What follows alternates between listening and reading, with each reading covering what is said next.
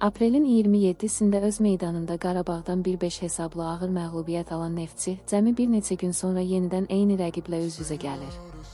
Sabah baş tutacaq bu qarşılaşma artıq sadəcə bir oyun deyil, bu həm qürur savaşıdır, həm də revanş şansıdır. Son oyunda Qarabağ tam üstün futbol sərgilədi və Neftçi müdafiəsində ciddi boşluqlar ortaya çıxdı. Statistikalar da göstərir ki, Neftçi son 5 ildə Qarabağa qalib gələ bilməyib. Üstəlik, son 6 qarşılaşmanın hamısında üstün tərəf Ağdam klubu olub. Sabahki maç Misli Premyer Liqasının təxirə salınmış turuna aiddir və saat 20:00-da start götürəcək. Bu dəfə azarkeşlər Neftçidən fərqli reaksiya gözləyir. Çünki ardıcıl 2 dəfə eyni rəqibə uduzmaq komanda üçün həm psixoloji, həm də turnir baxımından böyük zərbə ola bilər.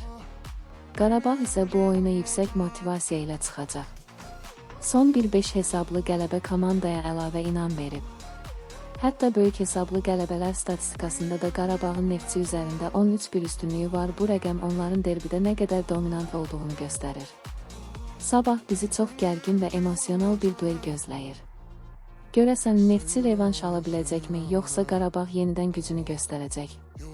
Şərhlərdə öz fikrinizi yazmağı və kanala abunə olmağı unutmayın.